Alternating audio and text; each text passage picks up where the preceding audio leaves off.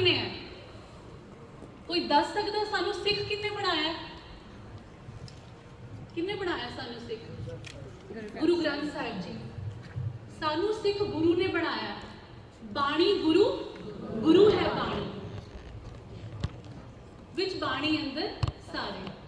ते अज असी इस कैंप का एक टॉपिक लिता है, understanding Gurbani by yourself for yourself. अज असी गुरबाणी समझांगे अपने आप द्वारा, अपने लिए। मैं सब तो पहला सवाल बच्चे इस सैशन में जब तुसी सारे सैशनस में बड़े एक्टिवली पार्टिसिपेट किया, तो मैं आस करती है कि ये भी तुसी सारे ने उच्ची आवाज़ में सारे ने आंसर्स देने ने। जो मैं सवाल पूछांगी उन्होंने उच्ची आवाज़ में आंसर देने ने।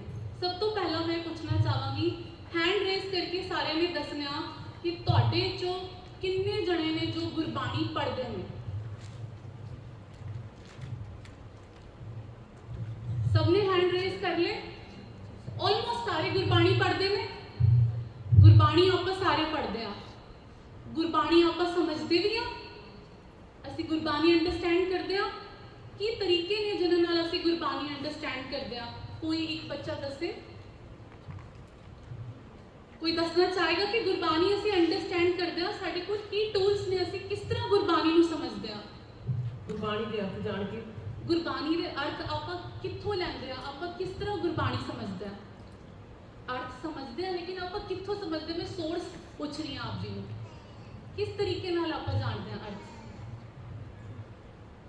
ट्रांसलेशन जिवें ट्रांसलेशनस हो रही हैं, बिल्कुल एप्स दे विच आई गुरबाणी ट्रांसलेशनस होंदियां ने ना। ਆਪਾਂ ਜਿਵੇਂ ਟੀਵੀ ਤੇ ਗੁਰਬਾਣੀ ਦਾ ਮਤਲਬ ਪ੍ਰਚਾਰ ਹੁੰਦਾ ਤਾਂ ਉਸ ਟਾਈਮ ਵੀ हाँ जी बिल्कुल। ਹਾਂਜੀ सोशल मीडिया राही ਆਪਾਂ ਨੂੰ ਮਿਲ ਜਾਂਦੀ ਹੈ ਰਾਹੀਂ। एग्जैक्टली सोशल मीडिया तो समझते हैं, एप्स की ट्रांसलेशन तो कथावाचक समझते हैं, एक्सप्लेन करते हैं बिल्कुल। या कोई सानू दस दे, कोई कथावाचक तो सुन के, या बच्चे ने अगर तुहानू गुरबाणी नहीं समझ आती, तुसी अपने मम्मी पापा नू पूछ लैंदे हो, राइट?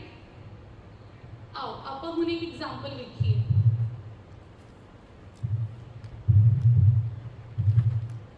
जिवें कि मैं तुहानू दस्सिया कि गुरबाणी ते असीं सारे पढ़ रहे हैं, असीं समझदे किदां? एक दूजे नू पुछ के या एप्स के थ्रू समझदे हां। कि असीं गुरबाणी नू आप समझण दी कदी कोशिश कीती? कि कोशिश कीती कि असीं खुद गुरबाणी समझ सकीए बिना किसी सोर्स को यूज कीते? आओ एक एग्जाम्पल होर देखिए।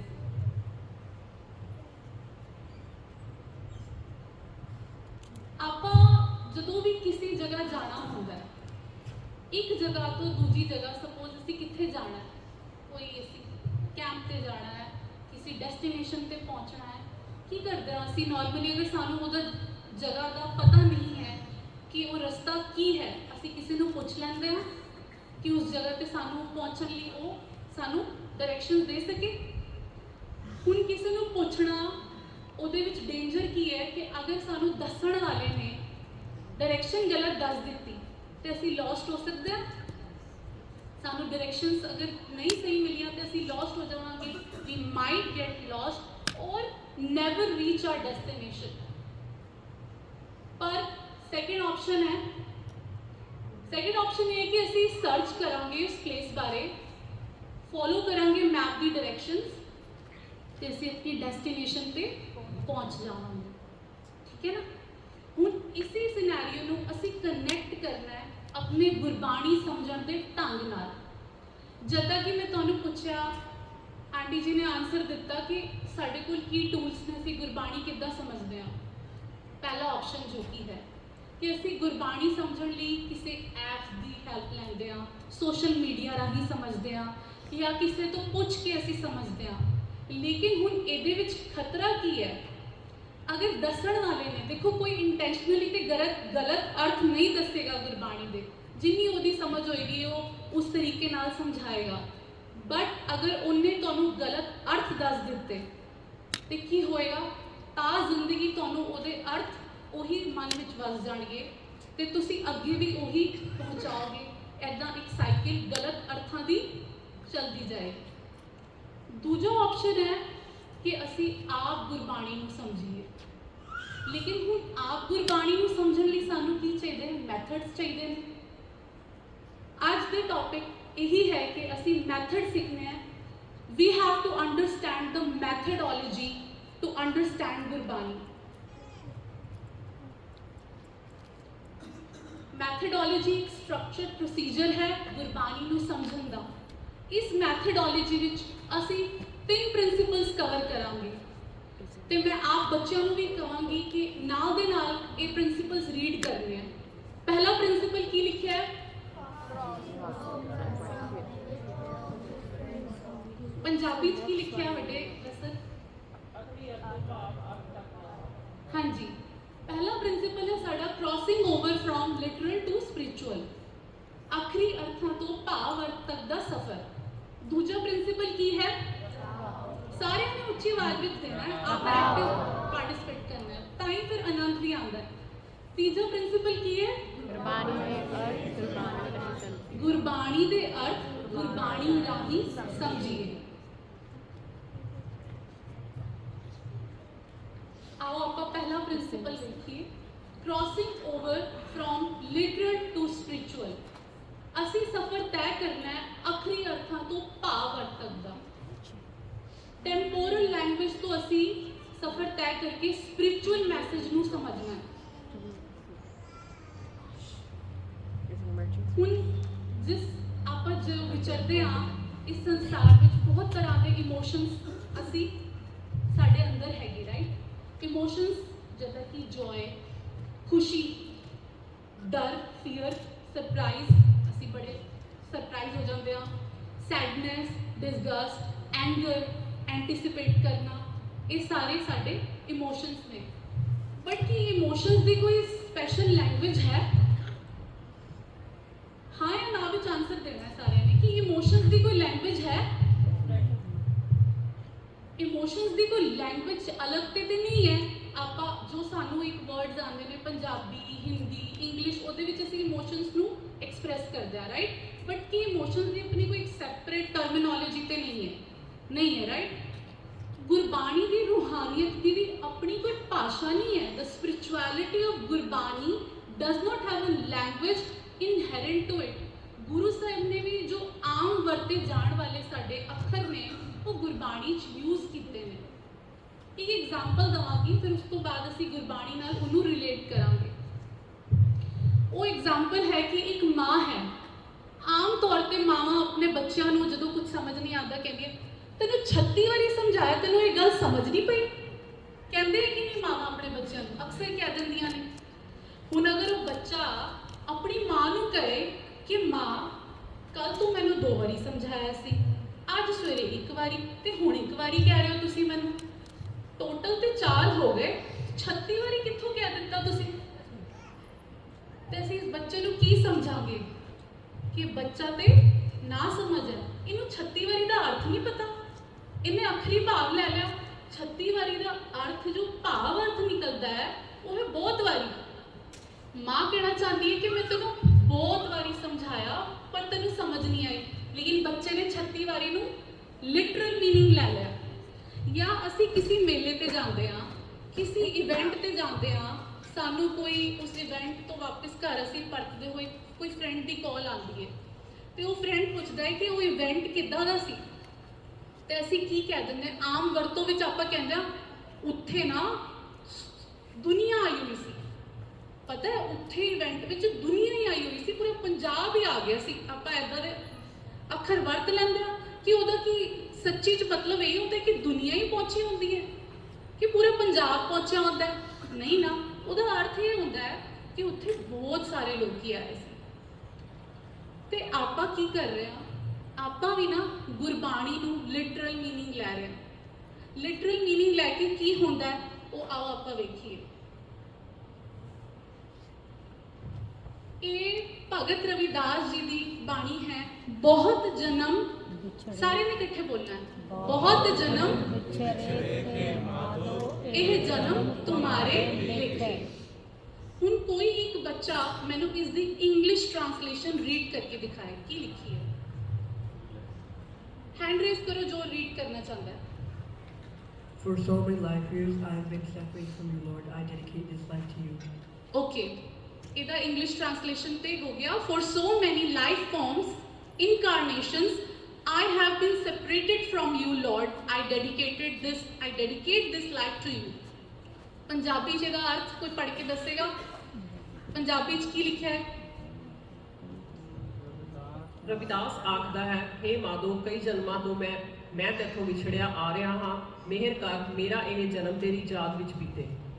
ਠੀਕ ਹੈ, ਇਹ ਅਰਥ ਲਿਖਿਆ ਹੈ। ਆਪਾਂ ਇਸ ਤੋਂ ਕੀ ਸਮਝ ਲਿਆ? ਇਸ ਅਰਥ ਤੋਂ ਇਹ ਟ੍ਰਾਂਸਲੇਸ਼ਨਸ ਵਿੱਚ ਕੀ ਅਰਥ ਲਿਖਿਆ ਹੈ ਕਿ ਭਗਤ ਰਵਿਦਾਸ ਜੀ ਕਹਿ ਰਹੇ ਕਿ ਮੈਂ ਪਰਮਾਤਮਾ ਤੇਰੇ ਤੋਂ ਕਾਫੀ ਜਨਮਾਂ ਤੋਂ ਵਿਛੜਿਆ ਹੋਇਆ ਤੇ ਮੇਰੇ ਤੇ ਮਿਹਰ ਕਰ ਕਿ ਇਹ ਜਨਮ ਤੇਰੀ ਯਾਦ ਵਿੱਚ ਬੀਤੇ।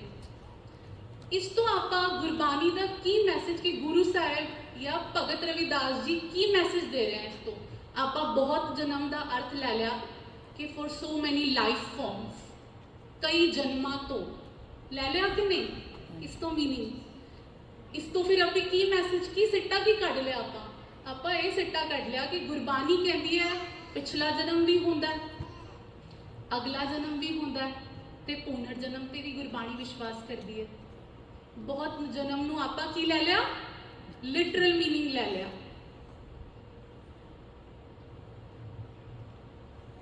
ਹੁਣ ਇਹ ਦੇਖੋ ਭਗਤ ਕਬੀਰ ਜੀ ਕੀ ਕਹਿ ਰਹੇ ਨੇ। ਭਗਤ ਕਬੀਰ ਜੀ ਕਹਿ ਰਹੇ हैं, कबीर मानस जन्म दुलंभ है, होए ना बारह बार, जो बन फल पाके भुए गिरै, बोहर ना लागे डार। ਇਹਦੇ ਵਿੱਚ ਤਾਂ ਭਗਤ ਕਬੀਰ ਜੀ ਕੀ ਕਹਿ ਰਹੇ ਨੇ? ਭਗਤ ਕਬੀਰ ਜੀ ਕਹਿ ਰਹੇ ਹਨ ਕਿ ਮਾਨਵ ਜਨਮ ਤੇ ਬਹੁਤ ਦੁਲੰਭ ਹੈ, ਉਹ ਇੱਕੋ ਵਾਰੀ ਹੁੰਦਾ ਹੈ, ਬਾਰ-ਬਾਰ ਨਹੀਂ ਹੁੰਦਾ। ਹੋਏ ਨਾ 12 ਬਾਰ, ਜੋ ਬਨ ਫਲ ਪਾਕੇ ਭੂਏ ਗਿਰੇ, ਜਿੱਦਾਂ ਕਿ ਜੰਗਲਾਂ ਦੇ ਰੁੱਖਾਂ ਦੇ ਪੇੜਾਂ ਦੇ ਫਲ ਜੋ ਨੇ ਉਹ ਡਿੱਗ ਜਾਂਦੇ ਨੇ ਥੱਲੇ, ਦੁਬਾਰਾ ਮੁੜ ਪੇੜ ਨੂੰ ਨਹੀਂ ਲੱਗਦੇ, ਐਦਾਂ ਹੀ ਸਾਨੂੰ ਜਨਮ ਮਿਲਿਆ, ਇੱਕੋ ਵਾਰੀ ਮਿਲਦਾ ਹੈ। पर हुण असीं अगर सोचिए कि गुरबाणी की कॉन्ट्रडिक्ट करती है कि पिछे तो भगत रविदास जी कह रहे थे बहुत जन्म बिछरे थे माधो, यह जन्म तुम्हारे लेके जन्मां की गल कर रहे हैं। इत्थे भगत कबीर जी कह रहे मानव जन्म दुलंभ है, होए ना 12 बार। गुरबाणी सत्संग जी कॉन्ट्रडिक्ट नहीं कर रही, आपां अर्थ लिटरल लै रहे हैं। भगत कबीर जी ने कंक्लूड कर दिता कि इस पंक्ति तो सानू पता लगता है कि कोई ना पास्ट लाइफ है, ना आफ्टर लाइफ है, ते ना ही कोई रीइनकारनेशन ते गुरबाणी बिलीव करती है। बहुत जन्म का अर्थ जो है ना साध संगत जी, वो है गुरु नूं मिलण तो पहला दा जीवन। सारे पढ़ो एक बारी, बहुत जन्म का की अर्थ है? गुरु नूं मिलन तो पहला दा जीवन। गुरु नूं मिलन तो पहला दा जीवन। ਜਦੋਂ ਆਪਾਂ ਗੁਰੂ ਨੂੰ ਨਹੀਂ ਮਿਲੇ ਹੁੰਦੇ, ਸਾਡਾ ਜੀਵਨ ਕਿੱਦਾਂ ਦਾ ਹੁੰਦਾ? ਅਗਰ ਸਾਨੂੰ ਸੱਚਾ ਗੁਰੂ ਨਹੀਂ ਮਿਲਿਆ ਤਾਂ ਅਸੀਂ ਭਟਕ ਰਹੇ ਹੁੰਦੇ ਆ, ਅਸੀਂ ਲੋਸਟ ਹੁੰਦੇ ਆ ਲਾਈਫ ਵਿੱਚ, ਅਸੀਂ ਬਹੁਤ ਕੁਝ ਗਲਤ ਕਰਦੇ ਆ। ਜਦੋਂ ਅਸੀਂ ਲਾਲਚ ਕਰਦੇ ਆ ਨਾ, ਤੇ ਉਸ ਸਮੇਂ ਅਸੀਂ, ਲਾਲਚੀ ਕੌਣ ਹੁੰਦਾ? ਕੁੱਤਾ ਲਾਲਚੀ ਹੁੰਦਾ, ਅਸੀਂ ਕੁੱਤੇ ਦੀ ਜੂਨ ਭੋਗ ਰਹੇ ਹੁੰਦੇ ਆ ਉਸ ਸਮੇਂ। ਜਦੋਂ ਅਸੀਂ ਕਾਮੀ ਬਿਰਤੀ 'ਚ ਹੁੰਦੇ ਆ, ਅਸੀਂ ਹਾਥੀ ਦੀ ਜੂਨ ਭੋਗ ਰਹੇ ਹੁੰਦੇ ਆ। ਜਦੋਂ ਅਸੀਂ ਕਿਸੇ ਨੂੰ ਮਾੜਾ ਬੋਲ ਰਹੇ ਹੁੰਦੇ ਆ, ਆਪਣੇ ਮੁਖ ਤੋਂ ਜ਼ਹਿਰ ਉਗਲਦੇ ਆ ਕਿਸੇ ਬਾਰੇ, ਅਸੀਂ ਸੱਪ ਦੀ ਜੂਨ ਭੋਗ ਰਹੇ ਹੁੰਦੇ ਆ। ਬਹੁਤ ਜਨਮ ਦਾ ਅਰਥ ਸਾਧ ਸੰਗਤ ਜੀ ਆਪਾਂ ਜੋ ਲਿਟਰਲ ਲਿੱਤਾ ਹੈ, ਉਸ ਤੋਂ ਉੱਪਰ ਉੱਠ ਕੇ ਆਪਾਂ ਆਖਰੀ ਅਰਥ ਤੋਂ ਭਾਵ ਅਰਥ ਤੱਕ ਜਾਈਏ।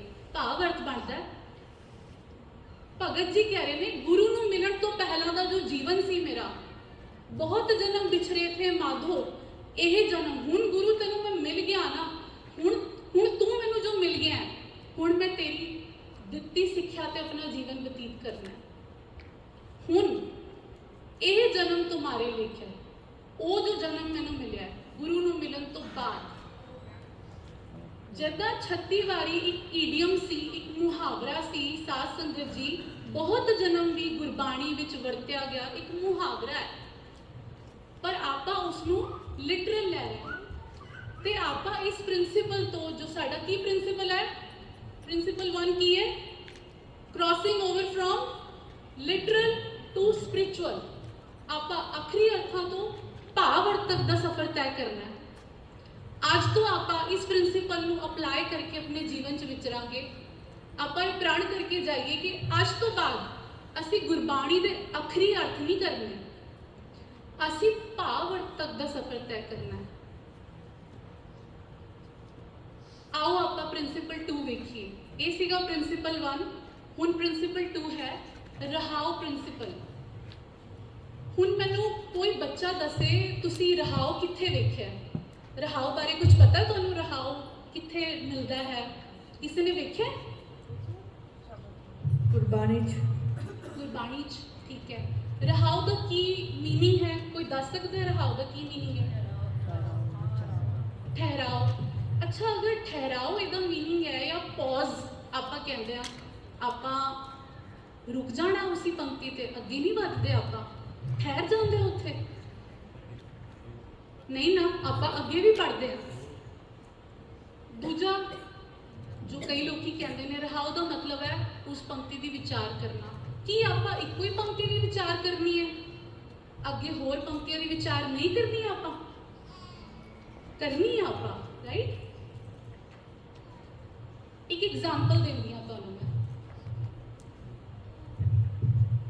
ਜਦੋਂ ਆਪਾਂ ਅੱਜ ਘਰ ਤੋਂ ਗੁਰਦੁਆਰੇ ਆਏ ਇਹ ਕੈਂਪ ਅਟੈਂਡ ਕਰਨ, ਰਸਤੇ ਵਿੱਚ ਤੁਸੀਂ ਇੱਦਾਂ ਦੇ ਸਾਈਨ ਬੋਰਡ ਦੇਖੇ ਸੀ? ਇੱਦਾਂ ਦੇ ਸਾਈਨ ਬੋਰਡ ਆਏ ਸੀ, ਉਸ ਕਿਸ ਲਈ ਬਣੇ ਹੋਏ ਨੇ? ਸਾਡੀ ਮਦਦ ਕਰਨ ਲਈ। ਇਹ ਮਾਈਲਸਟੋਨਸ, ਇਹ ਸਟਾਪ ਸਾਈਨ ਕਿਸ ਲਈ ਬਣੇ ਨੇ?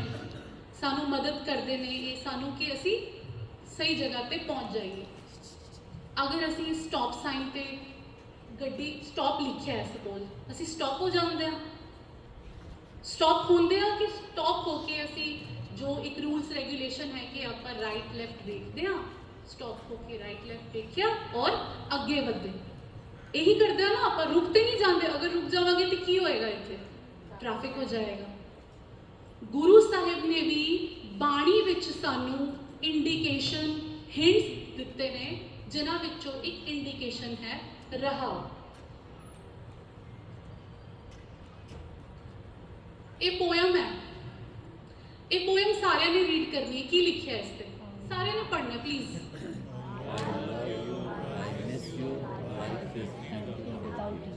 ठीक है, ये पोयम लिखी है आई love you, I miss you, life is empty without you.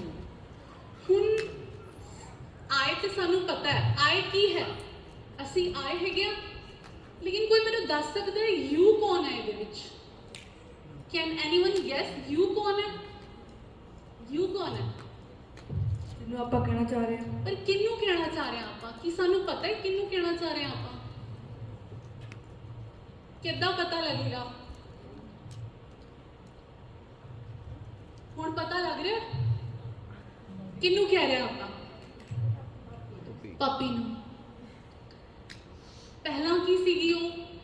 ਪਹਿਲਾਂ ਜੋ ਪੋਇਮ ਲਿਖੀ ਸੀ ਉਹ ਸੀ ਮੀਨਿੰਗਲੈਸ। ਸਾਨੂੰ ਸਮਝ ਹੀ ਨਹੀਂ ਆ ਰਿਹਾ ਸੀ ਕਿ ਯੂ ਕੀ ਹੈ। ਹੁਣ ਸਾਨੂੰ मीनिंग मिल गया, मीनिंगफुल बन गई ये पोयम, बन गई कि नहीं? बन गई। असी अपने पपी नू कह रहे हैं कि I love you, I miss you, life is empty without you, right? Gurbani भी गुरु साहब ने काव्य रचना लिखी है। Gurbani is written in a poetic rendition. हुण आपां ये वर्ड पढ़िए, ये की लिखिया है? एक ही लिखा है, आखिरी वर्ड पढ़ना सारे ने। एक ही है तारे, एक ही लिखा है बिदारे, राइम कर रहे राइट? एक ही लिखा है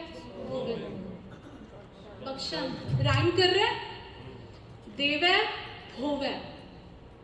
गुरु साहब ने गुरबाणी काव्य रूप विच लिखी है ते काव्य रूप विच गुरबाणी जदों लिखी है ते इहदे उत्ते जो टाइटल की थां ते लिखे वो की लिखिया है? टाइटल की थां ते सारे आंसर दो, टाइटल की थां ते की लिखिया है? उच्च आवाज नहीं आ रही। हाँ जी, धनासरी महला पंजवा। कि धनासरी महला पंजवा पढ़ के सानू समझ आ रही है कि शब्द दे विच की लिखिया है? सानू समझ आ रहा है? जो टाइटल ते लिखे हो की लिखिया है? कोई पढ़ के दिखाए ऊपर की लिखिया है? Name of very good, very good. Name of राग, नेम ऑफ ऑथर। इत्थों दी ते सानू नहीं समझ आ रहा। जिद्दां पिछे मैं दस्सिया कि पोयम दा टाइटल मिलिया कि सानू पोयम दे अर्थ समझन आन लगे कि यू कौन है। हुण ये जो काव्य रचना है ਇਹਦਾ टाइटल सानू कित्थे मिलेगा, आओ आपां वेखीए। पहली पंक्ति, चतुर दिशा की नोबल अपना सिर ऊपर कर धार्यो, कृपा कटाक्ष अवलोकन कीनो दास का दुख बिदार्यो। हर जन राखे गुरु गोविंद, कंठ लाए अवगुण सब मेटे, दयाल पुरख बख्शंद, फिर वन फिर रहाओ। ये जो है रहाओ, ये टाइटल है शब्द का। इस टाइटल तो सानू इस काव्य रचना जो ये बाणी सानू गुरु साहब जी ने ये शब्द दिता है, इसका सानू अर्थ पता लगेगा। तो जदों पोइटिक रेंडिशन विच रहाओ जो होंदा है वो साडा की होंदा है, टाइटल। जो वन लिखिया तुसीं हुण नोटिस करोगे कि इत्थे वन लिखिया है, इत्थे भी वन लिखिया है, इत्थे टू लिखिया है। 1 2 3 क्यों नहीं लिखिया, ये भी सवाल आ सकता है। क्योंकि बेटा ये जो वन है ना, ये राखवा है, ये रहाओ दी पंक्ति है, ये टाइटल है, ये अलग तो सैपरेट है शब्द दे विच। टाइटल हमेशा सैपरेट होंदा है, तो वो टाइटल एक सैपरेट सानू ये मिलिया है, इस करके इत्थे वन लिखिया है।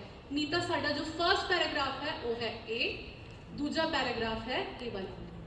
हुण अगे देखो, अगे की लिखिया है 14 45, ये भी लिखा है राइट। जो ये लिखा है ये क्यों लिखा है, ये पिछे भी गुरु साहब ने सानू एक लॉकिंग सिस्टम दिता है।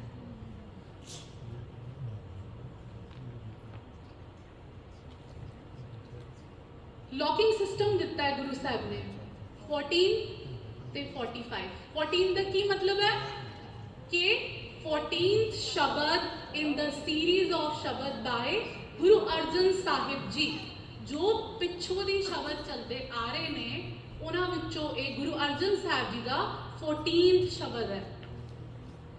45 का की अर्थ है, total number of shabad up to this point in this raag is 45।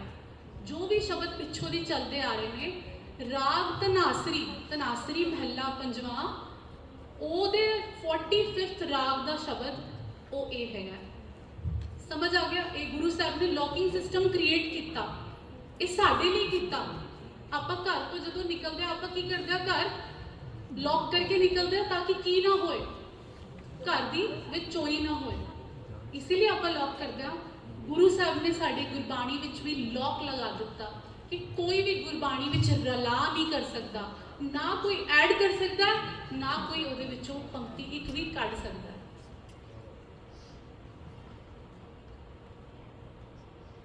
Musical composition जो आपां गुरबाणी काव्य रूप विच है, लेकिन आपां इहनूं कीर्तन रूपी गांदे भी हाँ। तुहाडे विचों कितने बच्चे कीर्तन करते हैं राइट। कीर्तन रूपी जो आपां गांदे हाँ ते आपां किदां गांदे हैं, चलो तुसीं आंसर दो। आपां किदां गांदे हैं जो आपां स्थाई के आपां की करदे, स्थाई अंतरा की है उहदे विच, कोई मैनूं एक्सप्लेन कर सकता है। कीर्तन जो आपां करदे हाँ ते असीं स्टार्ट कित्थों करदे हाँ, स्थाई के अंतरा? स्थाई, वेरी गुड। आपां स्थाई तो यूज स्टार्ट करते हैं अपना शब्द। ये शब्द वेखो, श्री राग महला पंजवा, सभे थोक पर आपते जे आवे एक हथ, जन्म पदारथ सफल है जे सच्चा शब्द कथ, गुरते महल पर आपते जिस लिखिया होवे मत। 1 मतलब कि फर्स्ट पैराग्राफ है। उस तो बाद की लिखा है, मेरे मन एकस स्यो चित लाए, एकस बिन सब धंद है, सब मिथ्या मोह माए रहाओ। जदा कि आप पिछे देखिया कि जो पोइटिक रेंडिशन, क्योंकि गुरबाणी पोइट्री विच लिखी गई है, तो वो रहाओ जो है उसका टाइटल है। आप जो कीर्तन करते हैं तो रहाओ की होंगी है, साड़ी स्थाई होंगी है। पर साथ संगत जी, मैं आप जी को पूछना चाहांगी, आप इस शब्द को स्थाई की बनाते हैं? ये शब्द आप मोस्टली कितना सुने है, कोई मैंने दस सकता है? आप ऐसा ही सुनिया, लख खुशियां पातशाहियां जे सतगुर नदर करे। लेकिन इत्थे की लिखे गुरु साहब ने? उस तो बाद टू लिखे, इस पंक्ति तो बाद की लिखे टू लिखे।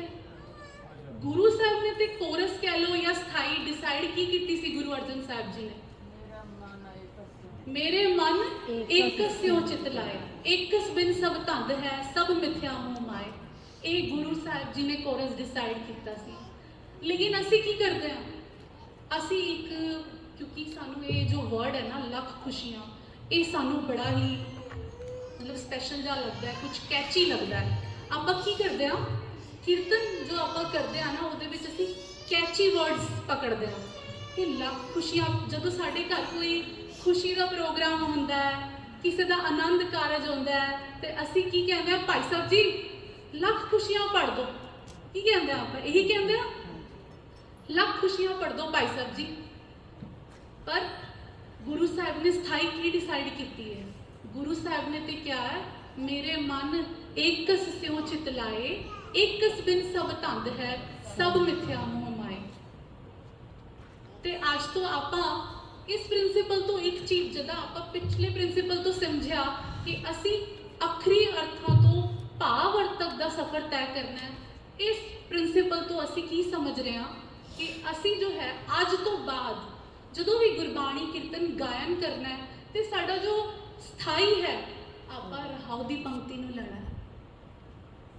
ਇਹ ਨਹੀਂ ਸੋਚਣਾ ਕਿ ਕਿਹੜਾ ਵਰਡ ਕੈਚੀ ਹੈ, ਕੈਚੀ ਵਰਡ ਆਪਾਂ ਉਸੇ ਨੂੰ ਹੀ ਸਥਾਈ ਬਣਾ ਲੈਂਦੇ ਆ, ਥੋੜਾ ਜਿਹਾ ਆਨੰਦ ਆਏਗਾ। ਐਦਾਂ ਨਹੀਂ, ਜੋ ਗੁਰੂ ਸਾਹਿਬ ਨੇ ਦੱਸਿਆ ਅਸੀਂ ਉਸੇ ਨੂੰ ਫੋਲੋ ਕਰਨਾ। ਹੁਣ ਗੁਰਬਾਣੀ ਜਿੱਦਾਂ ਪੋਇਟਿਕ ਰੈਂਡੀਸ਼ਨ ਹੈ, ਆਪਾਂ ਕੀਰਤਨ ਕਰਦੇ ਹਾਂ, ਪਰ ਗੁਰਬਾਣੀ ਤੋਂ ਅਸੀਂ ਅਧਿਆਤਮਿਕ ਸੰਦੇਸ਼ ਵੀ ਲੈਂਦੇ ਹਾਂ। ਗੁਰਬਾਣੀ ਸਾਨੂੰ ਇੱਕ ਸਪਿਰਿਚੁਅਲ ਮੈਸੇਜ ਵੀ ਦਿੰਦੀ ਹੈ। ਪਰ ਅਗਰ ਅਸੀਂ ਹੁਣ ਰਹਾਉ ਨੂੰ ਨਹੀਂ ਸਮਝਾਂਗੇ ਤਾਂ ਅਸੀਂ ਕੀ ਕਰਾਂਗੇ? ਗੁਰਬਾਣੀ ਦੀ ਰੋਂਗ ਟ੍ਰਾਂਸਲੇਸ਼ਨ ਕਰ ਦਾਂਗੇ। ਜਿੱਦਾਂ ਕਿ ਇਸ ਸ਼ਬਦ ਵਿੱਚ ਭਗਤ ਕਬੀਰ ਜੀ ਦਾ ਇਹ ਸ਼ਬਦ ਹੈ, ਨਰੂ ਮਰੈ ਨਰ ਕਾਮ ਨਾ ਆਵੈ, ਪਸ਼ੂ ਮਰੈ 10 ਕਾਜ ਸਵਾਰੈ। ਕੋਈ ਮੈਨੂੰ ਪੜ੍ਹ ਕੇ ਦਿਖਾਏ ਇੰਗਲਿਸ਼ ਟ੍ਰਾਂਸਲੇਸ਼ਨ ਕੀ ਲਿਖੀ ਹੈ? ਕੋਈ ਵਿੱਚੋਂ ਦੀ ਇੱਥੋਂ ਕੋਈ ਉਹਨਾਂ ਨੂੰ ਵਿੱਚ ਦੋ, ਕਿਸੇ ਨੂੰ ਵੱਡਿਆ ਕੋਈ ਰੀਡ ਕਰਕੇ ਦਿਖਾਏ ਇੰਗਲਿਸ਼ ਟ੍ਰਾਂਸਲੇਸ਼ਨ। हैंड रेज जो पढ़ना चाहता है।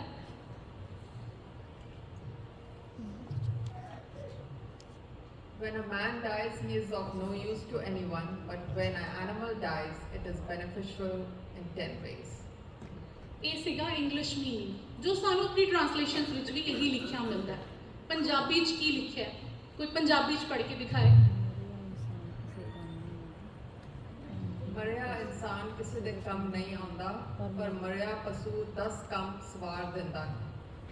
ਇਹੀ ਮੀਨਿੰਗ ਲਿਖਤਾ ਆਪਾਂ ਕਿ ਸਾਡੇ ਕੋਲ ਕੋਈ ਹੋਰ ਵੱਖਰਾ ਮੀਨਿੰਗ ਹੈ? ਮੈਨੂੰ ਹੱਥ ਖੜਾ ਕਰਕੇ ਦੱਸ ਸਕਦੇ ਹੋ ਕਿ ਨਹੀਂ ਨਹੀਂ ਸਾਡੇ ਕੋਲ ਤਾਂ ਨਾ ਇਸ ਦਾ ਕੁਝ ਵੱਖਰਾ ਮੀਨਿੰਗ ਹੈ, ਇਹ ਨਹੀਂ ਹੈ ਮੀਨਿੰਗ, ਇਹੀ ਮੀਨਿੰਗ ਹੈ ਤੁਹਾਡੇ ਕੋਲ। ਆਪਾਂ ਇਸ ਤੋਂ ਇਹ ਸਮਝਿਆ ਕਿ ਜਦੋਂ ਇੱਕ ਇਨਸਾਨ ਮਰ ਜਾਂਦਾ ਉਹ ਕਿਸੇ ਦੇ ਕੰਮ ਨਹੀਂ ਆਉਂਦਾ, ਪਰ ਮਰਿਆ ਪਸ਼ੂ 10 ਕੰਮ ਸਵਾਰ ਦਿੰਦਾ। ਲਿਟਰਲ ਮੀਨਿੰਗ ਇਹ ਲਿਖਤਾ ਆਪਾਂ ਇਹਦਾ, ਰਾਈਟ? ਕਿਉਂਕਿ ਆਪਾਂ ਕੀ ਨਹੀਂ ਕੀਤਾ? ਆਪਾਂ ਰਹਾਉ ਨੂੰ ਨਹੀਂ ਸਮਝਿਆ। ਸਾਧ ਸੰਗਤ ਜੀ ਆਓ ਆਪਾਂ ਰਹਾਉ ਵੇਖੀਏ। ਰਹਾਉ ਕੀ ਕਹਿੰਦਾ? अपने कर्म की गत मैं क्या जानू, मैं क्या जानू बाबा रे रहाओ। मैनू कोई दसे जो पिछे आपां अर्थ कीते। मरिया इंसान किसी दे काम नहीं आंदा। इत्थे असीं सारे पढ़े लिखे बैठे हाँ, स्कूल जांदे हाँ, कॉलेजां विच जांदे हाँ, सारे बहुत इत्थे इंटैलीजेंट असीं सारे बैठे हाँ। मैनू एक आंसर चाहिए है कि मरिया इंसान किसी चीज़ काम नहीं आंदा। मरिया इंसान काम आउंदा बॉडी डाइसेक्शन, ऑर्गन डोनेशन, और रिसर्च होंदी है, राइट? पशु मरिया 10 काज सवारे। कोई कदी देखिया है कोई कुत्ता बिल्ली मर जाए वो किसी दे काम आंदा है? किसी चीज़ दे काम आंदा है? Only some animals. ਇਹਦੇ ਵਿੱਚ ਗੁਰੂ ਸਾਹਿਬ ਨੇ ਕੁਝ ਲਿਖਿਆ ਹੈ ਕਿ ਕੁਝ ਐਨੀਮਲਸ ਦੀ ਆਉਂਦੀ ਹੈ, ਕੁਝ ਦੀ ਨਹੀਂ ਆਉਂਦੀ। ਗੁਰੂ ਸਾਹਿਬ ਨੇ, ਭਗਤ ਕਬੀਰ ਜੀ ਨੇ ਲਿਖਿਆ ਪਸ਼ੂ ਮਰਿਆ 10 ਕਾਜ ਸਵਾਰੇ। 10 ਕਾਜ ਸਵਾਰ ਦਿੰਦਾ ਪਸ਼ੂ ਜਦੋਂ ਮਰਦਾ। ਆਪਾਂ ਇਸੇ ਤੋਂ ਹੀ ਸਮਝ ਲਿੱਤਾ ਕਿ ਜਦੋਂ ਦੈਟ ਮੀਨਸ ਆਪਾਂ ਜੋ ਪਿੱਛੇ ਹੁਣੀ ਗੱਲ ਸਮਝੀ ਹੈ ਕਿ ਸਿੱਖੀ 21ਵੀਂ ਸਦੀ ਵਿੱਚ ਰੈਲੇਵੈਂਟ, ਆਪਾਂ ਇਹ ਗੱਲ ਸਮਝੀ ਸੀ ਕਿ ਸਿੱਖੀ ਵਿੱਚ ਲੌਜਿਕ, ਆਪਾਂ ਲੌਜੀਕਲੀ ਸੋਚਦੇ ਹਾਂ ਨਾ ਸਿੱਖੀ 'ਚ, ਗੁਰੂ ਨਾਨਕ ਸਾਹਿਬ ਜੀ ਦੀ ਵਿਚਾਰ ਸਾਨੂੰ ਲੌਜਿਕ ਪੁੱਛਦੀ ਹੈ ਕਿ ਲੌਜਿਕ ਕੀ ਹੈ।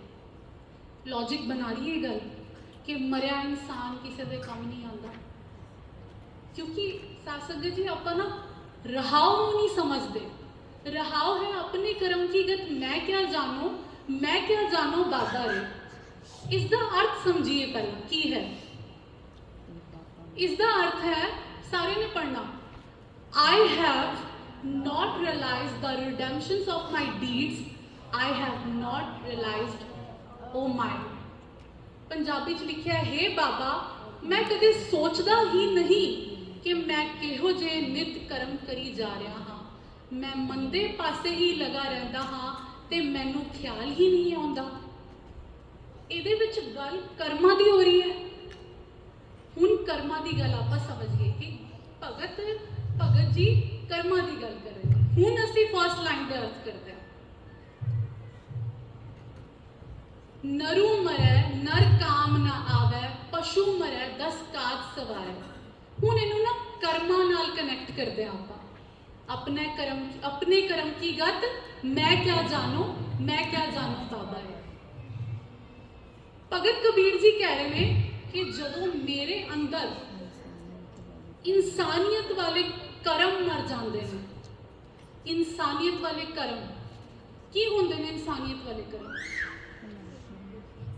गुड डीड्स, कुछ चंगा करना, किसी का भला करना, जदों किसी की हेल्प करना। जदों मेरे अंदर एक इंसानियत वाले कर्म मर जाते हैं कि मैं किसी के यूज विच हाँ, नो, बिकॉज मैं अपनी कर रहा, मैं सब गलत कर रहा, मैं किसी की मदद नहीं कर रहा। यस, तुसी सैल्फिश बन जाते हो। भगत कबीर जी कह रहे हैं, जदों मेरे अंदर इंसानियत वाले कर्म मर जाते हैं, मैं मनुखता लई किसी काम का नहीं रहता। पशु मरै 10 काज सवारे। इहदे विच पशु जो है वो साडे अंदर दी एनिमलिस्टिक टेंडेंसीज हैगियां साध संगत जी। पशु बिरती, जदों साडे अंदरों पशु बिरती खत्म हो जाती है। पशु बिरती की होंदी है? एक जानवर की बिरती की होंदी है? उन्होंने कुछ समझ नहीं होती है ना। आपां कुत्ते तो डर के भजदे हां, सानूं पता नहीं, क्योंकि कुत्ते की बिरती है वो भज के कटदा, राइट। पशु की बिरती लेकिन अगर आप खत्म कर लांगे अपने अंदर तो फिर असी लोगों लिए 10 काम सवार सकते हैं। तो हुण समझ आ गया की मीनिंग है। नरू मरै नर काम ना आवे, पशु मरै 10 काज सवारे। इहदा मीनिंग आप किवें समझिया? क्योंकि असी रहाव नूं पहले समझिया। रहाव कहंदा सी अपने कर्म की गत, मैं क्या जानो बाबा रे। हुण आप रिवाइज करते हैं जो आप रहाव के कंटैक्सट समझे हुण तक। गुरबाणी काव रचना विच लिखी है तो वह जो रहाव है वो की है? सारे ने उच्ची बोलना है। रहाव की है? पंजाबी विच भी बोल सकते हो। तो जो गुरबाणी आप कीर्तन रूपी गाते हैं तो रहाव की है? थाई। सारे मैं देख रही है कि सारे नहीं बोल रहे, आप सारे ने आंसर देना है। गुरबाणी एक आध्यात्मिक संदेश देती है तो रहाव की है? केंद्री भाव। ठीक है, आप रहाव का प्रिंसिपल समझ लेता। अच्छा, हुण नेक्स्ट, हुण तक तो जो समझा देखो। What if the shabad does not have the word rahao in it? अगर किसी शब्द दे विच रहाव ही नहीं है फिर की करांगे? हुण ते असीं प्रिंसिपल रहाव दा समझिया, की करांगे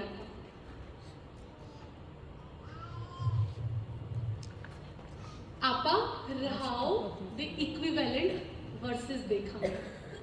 ये स्लाइड बहुत इंपॉर्टेंट है। मैं तुहानूं ऑलरेडी दस रही हाँ कि जदों आप जैपडी खेडनी है तो इदां दे सवाल तुहाडे तो पूछे जाणगे, ध्यान नाल सुनोगे तो तुसीं आंसर दे सकोगे।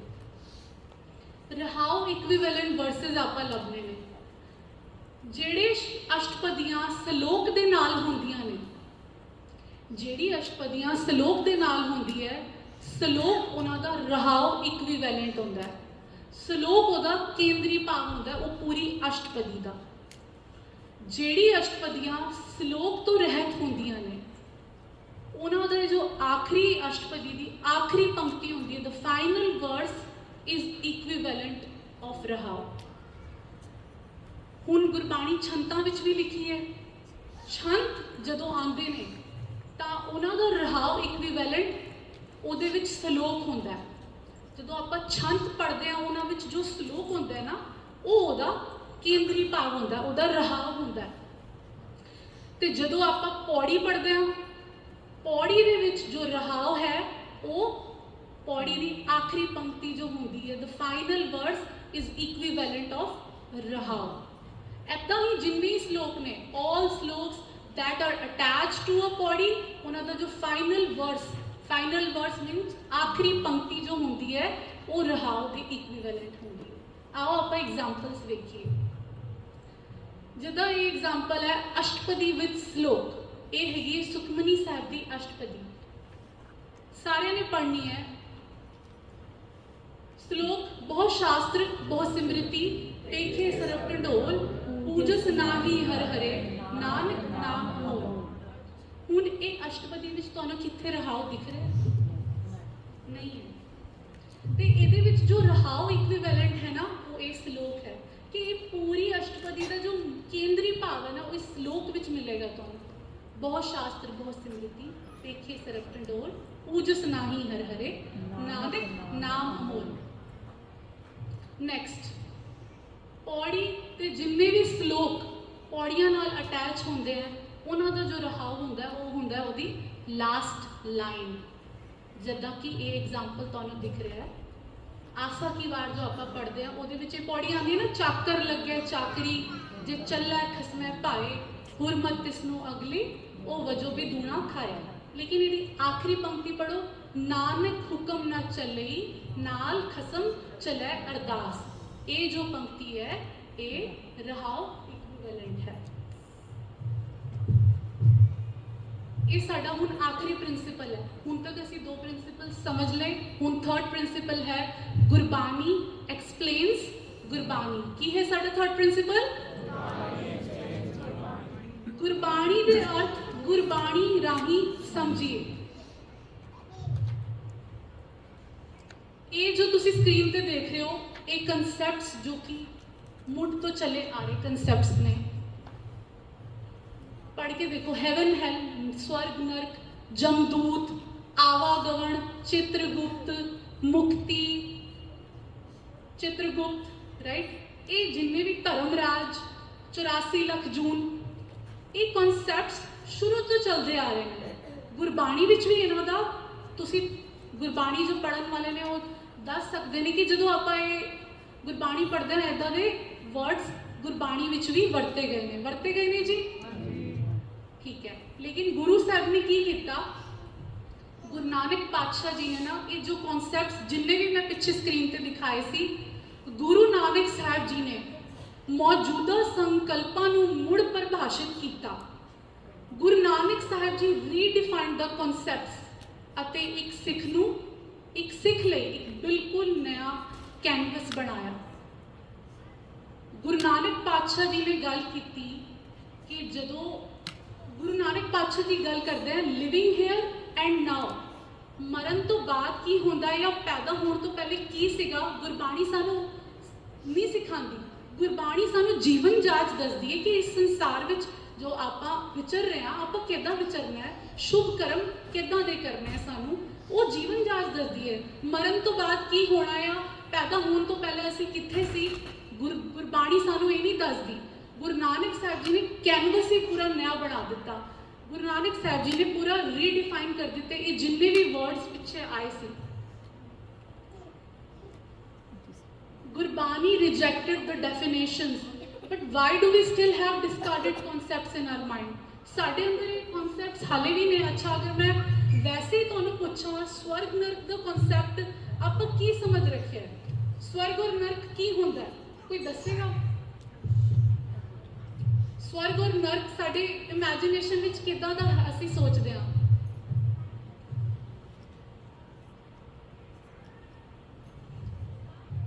ਸਵਰਗ ਨਰਕ ਅਸੀਂ ਆਫਟਰ ਡੈਥ ਉਸ ਤੋਂ ਬਾਅਦ ਹੀ ਸੋਚਦੇ ਹਾਂ, ਨਾਟ ਇਨ ਦ ਪ੍ਰੈਜ਼ੈਂਟ। ਰਾਈਟ, ਆਪਾਂ ਇਹ ਸੋਚਦੇ ਹਾਂ ਕਿ ਅਸੀਂ ਅਗਰ ਚੰਗੇ ਕਰਮ ਕਰਾਂਗੇ ਤਾਂ ਆਪਾਂ ਸਵਰਗਾਂ ਵਿੱਚ ਜਾਵਾਂਗੇ, ਹੈ ਨਾ।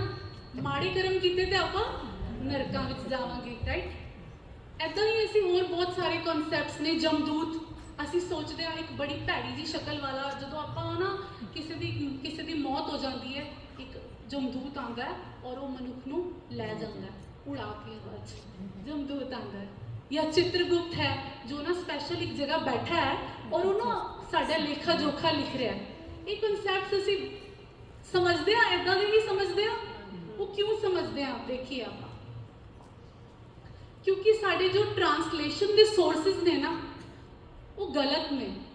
ਮੈਂ ਸਾਰੇ ਸੋਰਸਿਸ ਨੂੰ ਗਲਤ ਨਹੀਂ ਕਹਾਂਗੀ। ਪ੍ਰੋਫੈਸਰ ਸਾਹਿਬ ਸਿੰਘ ਜੀ ਨੇ ਬਹੁਤ ਸੋਹਣੇ ਅਰਥ ਕੀਤੇ ਨੇ, ਲੇਕਿਨ ਜੋ ਬੜੇ ਦੁੱਖ ਦੀ ਗੱਲ ਹੈ ਇਹ ਕਿ ਜੋ ਮੋਸਟਲੀ ਸਾਡੇ ਜੋ ਟ੍ਰਾਂਸਲੇਸ਼ਨਸ ਦਾ ਧੁਰੀ ਆ ਰਹੀ ਹੈ ਨਾ ਉਹ ਫਰੀਦਕੋਟੀ ਟੀਕਾ ਤੋਂ ਆ ਰਹੀ ਹੈ। ਇੰਗਲਿਸ਼ ਟ੍ਰਾਂਸਲੇਸ਼ਨਸ ਜੋ ਕਰ ਰਹੇ ਨੇ, ਮੈਂ ਨਾਮ ਨਹੀਂ ਲੈਣਾ ਚਾਹਾਂਗੀ, ਲੇਕਿਨ ਜੋ ਇੰਗਲਿਸ਼ ਟ੍ਰਾਂਸਲੇਸ਼ਨਸ ਕਰ ਰਹੇ ਨੇ ਉਹਨਾਂ ਨੂੰ ਇੰਗਲਿਸ਼ ਹੀ ਆਉਂਦੀ ਹੈ। ਅੱਜ ਮੈਨੂੰ ਕੋਈ ਕਹੇ ਕਿ ਮੈਂ ਕੋਈ ਅਰਬੀ ਜਾਂ ਫਾਰਸੀ ਦਾ ਗ੍ਰੰਥ ਟ੍ਰਾਂਸਲੇਟ ਕਰਦਾ ਤੇ ਮੈਨੂੰ ਤੇ ਉਹ ਭਾਸ਼ਾ ਹੀ ਨਹੀਂ ਆਉਂਦੀ। ਮੈਂ ਫਿਰ ਕੋਈ ਰੈਫਰੈਂਸ ਲਾਂਗੀ ਕਿਸੇ ਅਰਬੀ ਜਾਂ ਫਾਰਸੀ ਦਾ, ਪੜ੍ਹ ਕੇ ਸਮਝ ਕੇ ਕੁਝ ਅਰਥ ਕਰਨ ਦੀ ਕੋਸ਼ਿਸ਼ ਕਰਾਂਗੀ। ਤੇ ਸਾਧ ਸੰਗਤ ਜੀ, ਸਾਡੇ ਜੋ ਗੁਰਬਾਣੀ ਟ੍ਰਾਂਸਲੇਸ਼ਨ ਦੇ ਸੋਰਸਿਸ ਨੇ ਉਹ ਫਰੀਦਕੋਟੀ ਟੀਕਾ ਤੋਂ ਆਉਂਦੇ ਆ। ਇਹ ਗਲਤ ਕਿਉਂ ਨੇ ਉਹ ਮੈਂ ਤੁਹਾਨੂੰ ਦੱਸਦੀ ਹਾਂ ਕਿਉਂ। ਮਹਾਰਾਜਾ ਫਰੀਦਕੋਟ ਦਾ ਸੀਗਾ, ਉਹਨੇ 12 ਇੰਟੈਲੈਕਚੁਅਲ ਜੋ ਜਿਨ੍ਹਾਂ ਦੀ ਐਜੂਕੇਸ਼ਨ ਬਨਾਰਸ ਤੋਂ ਸੀਗੀ, ਬਨਾਰਸ ਬੇਸਡ ਐਜੂਕੇਟਿਡ 12 ਇੰਟੈਲੈਕਚੁਅਲਸ ਨੂੰ ਇਨਵਾਈਟ ਕੀਤਾ ਕਿ ਤੁਸੀਂ ਆਓ ਔਰ ਗੁਰੂ ਗ੍ਰੰਥ ਸਾਹਿਬ ਜੀ ਦੇ ਅਰਥ ਕਰ ਦਿਓ। ਹੁਣ ਬਨਾਰਸ ਬੇਸਡ ਐਜੂਕੇਸ਼ਨ ਕੀ ਹੈ ਆਓ ਆਪਾਂ ਵੇਖੀਏ। ਬਨਾਰਸ ਬੇਸਡ ਐਜੂਕੇਸ਼ਨ ਸਾਧ ਸੰਗਤ ਜੀ ਬਿਲੀਵ ਕਰਦੀ ਹੈ ਸਮ੍ਰਿਤੀਆਂ ਤੇ, ਸ਼ਾਸਤਰਾਂ ਤੇ, ਵੇਦਾਂ, ਉਪਨਿਸ਼ਦਾਂ, ਪੁਰਾਣਾ, ਭਗਵਤ ਗੀਤਾ, ਮਹਾਭਾਰਤ, ਰਾਮਾਇਣ। ਤੇ ਸਾਨੂੰ ਵੀ ਉਹਨਾਂ ਨੇ ਅਰਥ ਇਹੀ ਕਰਕੇ ਦੇ ਦਿੱਤੇ। ਸਾਨੂੰ ਗੁਰਬਾਣੀ ਦੇ ਕਨਸੈਪਟਸ ਜੋ ਗੁਰੂ ਨਾਨਕ ਸਾਹਿਬ ਜੀ ਨੇ ਰੀਡਿਫਾਈਨ ਕੀਤੇ ਸੀ ਉਹ ਡੈਫੀਨੇਸ਼ਨ ਸਾਡੇ ਤੱਕ ਪਹੁੰਚੀ ਹੀ ਨਹੀਂ।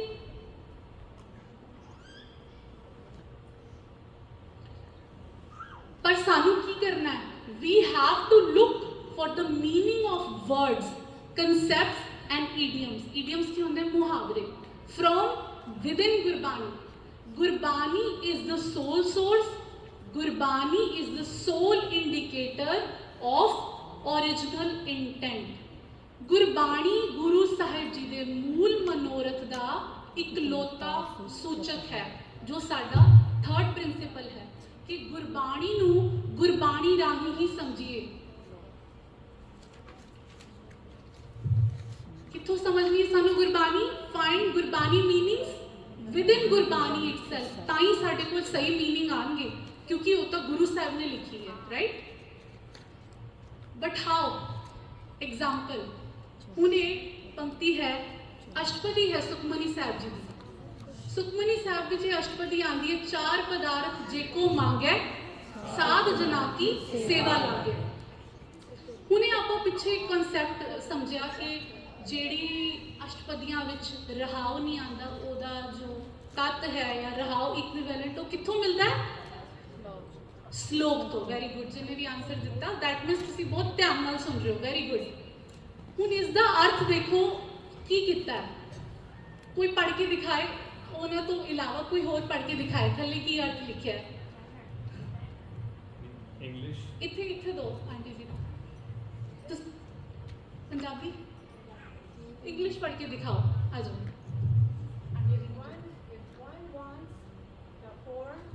Cardinal's blessing, the righteousness, worldly wealth, procreation and salvation, he should serve the Gurmukhs.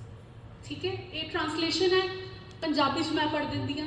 ਜੇ ਕੋਈ ਮਨੁੱਖ ਚਾਰ ਪਦਾਰਥਾਂ ਦਾ ਲੋੜਵੰਦ ਹੋਵੇ, ਚਾਰ ਪਦਾਰਥ ਲਿਖੇ ਨੇ, ਧਰਮ, ਅਰਥ, ਕਾਮ, ਮੋਖ। ਤੁਸੀਂ ਆਪਣੀ ਆਈ ਗੁਰਬਾਣੀ ਦੇ ਆਪ ਖੋਲ ਕੇ ਦੇਖ ਸਕਦੇ ਹੋ, ਇਹਦੇ ਵਿੱਚ ਇਹੀ ਲਿਖਿਆ, ਧਰਮ, ਅਰਥ, ਕਾਮ, ਮੋਖ, ਚਾਰ ਪਦਾਰਥ ਇਹ ਲਿਖੇ ਨੇ। ਉਹ ਕੀ ਕਰੇ? ਗੁਰਮੁਖਾਂ ਦੀ ਸੇਵਾ ਵਿੱਚ ਲੱਗੇ। ਚਾਰ ਪਦਾਰਥ ਜੇ ਕੋ ਮੰਗੇ ਸਾਜਨਾ ਕੀ ਸੇਵਾ ਲਾਗੀ। ਕੀ ਇਸ ਪੰਕਤੀ ਵਿੱਚ ਗੁਰੂ ਸਾਹਿਬ ਨੇ ਮੈਂਸ਼ਨ ਕੀਤਾ ਹੈ ਚਾਰ ਪਦਾਰਥ ਕੀ? ਇਸ ਪੰਕਤੀ ਵਿੱਚ ਕਿੱਥੇ ਲਿਖਿਆ ਆ ਰਿਹਾ ਧਰਮ, ਅਰਥ, ਕਾਮ, ਮੋਖ? ਕਿੱਥੋਂ ਆ ਰਹੇ ਨੇ? Where are they coming from? What is the source? The source is Smriti Shastra, Veda, उपनिषद, पुराण इत्थों ਦੀ ਲਿੱਤੇ ਗਏ। लेकिन गुरबाणी ने तो इसनों डिस्कार्ड कर दिता। गुरु साहब ने तो न्यू कैनवस बना दिता साडे लिए। चार पदार्थ का अर्थ जेकर आप समझना है तो सब तो पहला तो आप श्लोक वाल जाइए, जो आप पिछे रहाओ का कंसैप्ट समझे। श्लोक है बहु शास्त्र बहु सिमृति पेखे सरब ढंढोर पूजस नाम ही हर हरे नानक नाम अमोल। ਹੁਣ ਇਹਦੇ ਵਿੱਚ ਗੁਰੂ ਸਾਹਿਬ ਕੀ ਕਹਿ ਰਹੇ ਨੇ, ਕੋਈ ਇੰਗਲਿਸ਼ ਵਿੱਚ ਰੀਡ ਕਰਕੇ ਦੱਸ ਦੇ ਕੀ ਲਿਖਿਆ ਇਹਦੇ ਵਿੱਚ।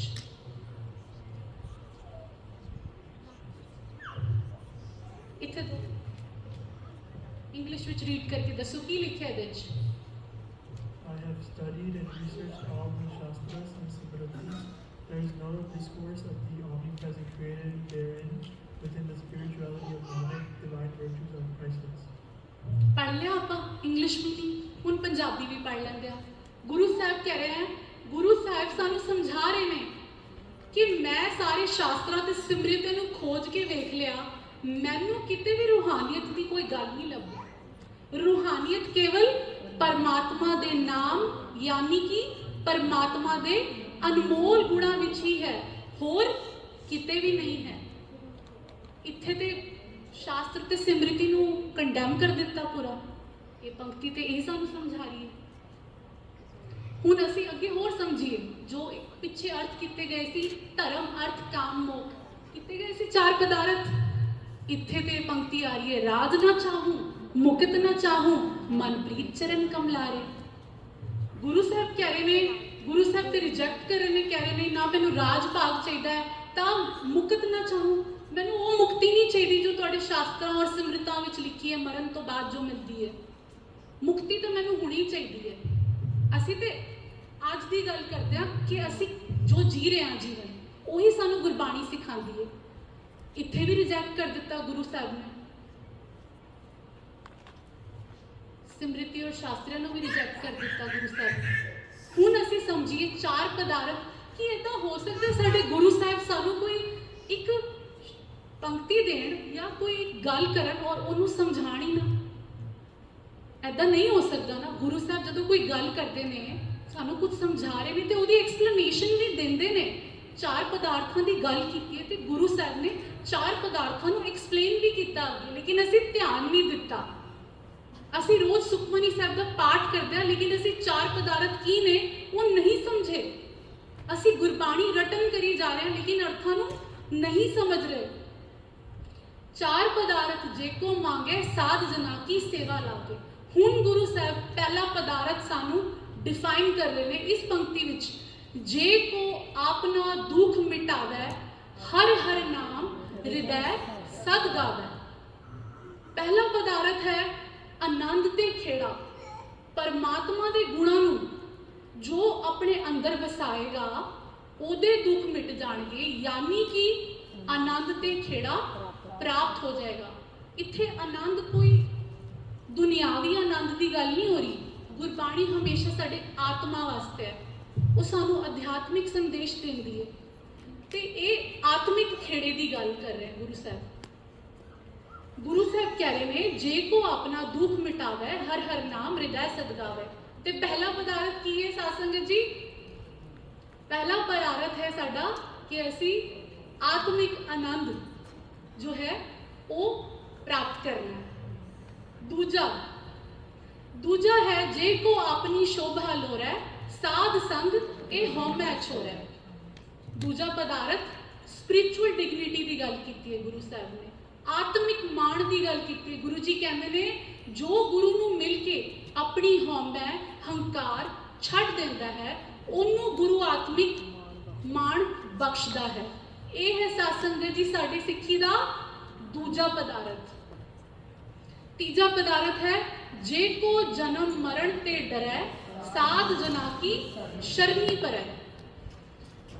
तीजे पदार्थ विच गुरु साहब ने स्पिरिचुअल करज की गल की है। आत्मिक गुरु की शरण पैण नाल सानू आत्मिक मौत का साडा डर खत्म हो जाता है। निर्भव वाला कंसैप्ट जो आप रोज जपजी साहब विच पढ़ते हैं, एक ओंकार सतनाम करता पुरख निर्भव। ਨਿਰਭਉ ਦਾ ਕਨਸੈਪਟ ਹੈ। ਤੀਜਾ ਪਦਾਰਥ ਸਿੱਖੀ ਦਾ ਇਹ ਹੈ। ਚੌਥਾ ਪਦਾਰਥ, ਜਿਸ ਜਨ ਕੋ ਪ੍ਰਭ ਦਰਸ ਪਿਆਸਾ, ਨਾਨਕ ਤਾਕੇ ਬਲ ਬਲ ਜਾਸਾ। ਤੇ ਚੌਥਾ ਪਦਾਰਥ ਹੈ ਡਿਵਾਈਨ ਇਨਲਾਈਟਮੈਂਟ ਜਾਂ ਰੂਹਾਨੀ ਸੂਝ। ਗੁਰੂ ਸਾਹਿਬ ਕਹਿੰਦੇ ਨੇ ਕਿ ਮੈਂ ਐਦਾਂ ਦੇ ਮਨੁੱਖ ਤੋਂ ਬਲ ਬਲ ਜਾਵਾਂ ਜਿਸ ਦੇ ਅੰਦਰ ਗੁਰੂ ਦੀ ਸਿੱਖਿਆ ਲੈ ਕੇ ਰੂਹਾਨੀ ਸੂਝ ਦੀ ਚਾਹਤ ਪੈਦਾ ਹੋ ਜਾਂਦੀ ਹੈ। ਅੱਜ ਤੁਸੀਂ ਸਾਰੇ ਜੋ ਕੈਂਪ ਵਿੱਚ ਆ ਕੇ ਪਾਰਟਿਸਿਪੇਟ ਕਰ ਰਹੇ ਹੋ, ਤੁਸੀਂ ਸਾਰੇ ਆਉਂਦੇ ਹੋ, ਤੁਹਾਡੇ ਅੰਦਰ ਕੀ ਹੈ? ਰੂਹਾਨੀ ਸੂਝ ਦੀ ਚਾਹਤ ਹੈ ਨਾ ਤੁਹਾਡੇ ਅੰਦਰ, ਤਾਂ ਹੀ ਤੁਸੀਂ ਆ ਰਹੇ ਹੋ। ਤੁਹਾਨੂੰ ਕੁਝ ਸਮਝਣਾ ਹੈ, ਤੁਹਾਡੇ ਅੰਦਰ ਇੱਕ ਰੂਹਾਨੀ ਸੂਝ ਦੀ ਚਾਹਤ ਹੈ। ਤੇ ਇਹ ਸਾਡਾ ਸਿੱਖੀ ਦਾ ਚੌਥਾ ਪਦਾਰਥ ਹੈ। ਹੁਣ ਸਾਨੂੰ ਸਮਝ ਆ ਗਈ ਕਿ ਸਾਨੂੰ ਗੁਰਬਾਣੀ ਸਮਝਣ ਲਈ ਕਿਸੇ ਆਊਟਸਾਈਡ ਰੈਫਰੈਂਸ ਦੀ ਲੋੜ ਨਹੀਂ ਹੈ। ਅਸੀਂ ਗੁਰਬਾਣੀ ਨੂੰ ਗੁਰਬਾਣੀ ਤੋਂ ਹੀ ਸਮਝਣਾ ਹੈ।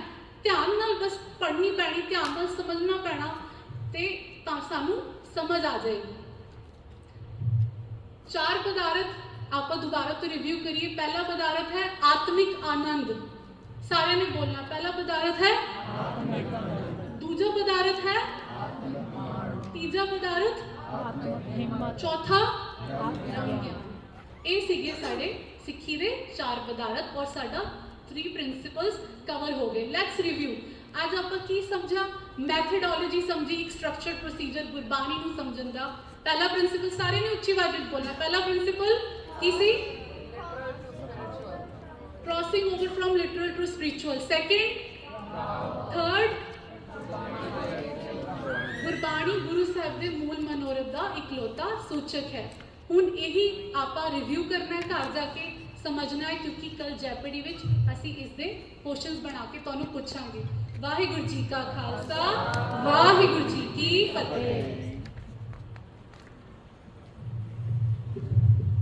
ਬੋਲੇ ਸੋ ਨਿਹਾਲ। ਸਤਿ ਸ੍ਰੀ ਅਕਾਲ।